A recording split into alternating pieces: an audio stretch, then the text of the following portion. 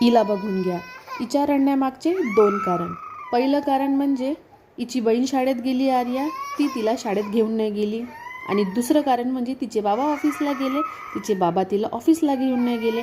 आता मी हिला कसं सांगू की बाई तू ना आपल्या बहिणीसोबत शाळेत जाऊ शकत नाही, बाबासोबत ऑफिसला जाऊ शकत, पण जेव्हा खरंच शाळेमध्ये जाण्याची वेळ येईल तेव्हा यासाठी रडेल की मी शाळेत नाही जात आणि बघा कशी नाटक करते.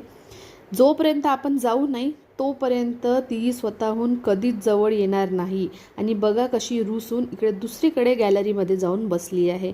हे जे आहे हिचं नेहमीच असते, जोपर्यंत हिला मनवायचं नाही तोपर्यंत ही जवळ येणार नाही. आणि मग आता जे आहे मी माझे काम स्टार्ट केले. पहिलं म्हणजे जे हे लसूण आहे मी साफ करून ठेवते, कारण की वेळेवर मग मला घाई होते.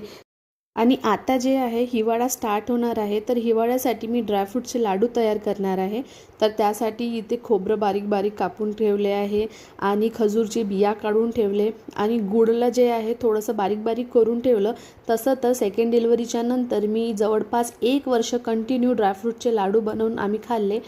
फर्स्ट टाईम तर आईनं बनवून दिले होते, मग त्यानंतर 1 ते 1.5 वर्ष कंटिन्यू मी ड्रायफ्रूटचे लाडू बनवले आणि खाल्ले. पण मागच्या जवळपास काही 6 महिन्यापासून मी बनवत नाही, कारण की शौर्या जे आहे मला काम करू देत नाही. ती मी जिथं असली तिथे मागे मागे येते आणि बघा कशी छानशी आपल्या बहिणीसोबत इथं अभ्यास करत आहे. तिला सांगते की असं वाच दीदी वाच.